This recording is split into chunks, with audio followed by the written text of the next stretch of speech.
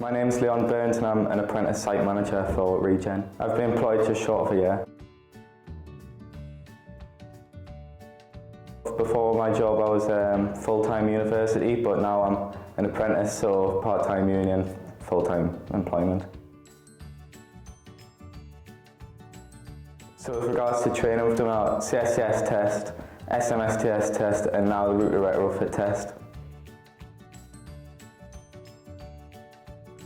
It was a really good experience, to be honest. We've learned a lot about the sustainability and how to reach net zero, so it's really good. Yeah, definitely. The knowledge I've learned is applicable. On my site at the minute we're doing lots of retrofitting, so it's perfect.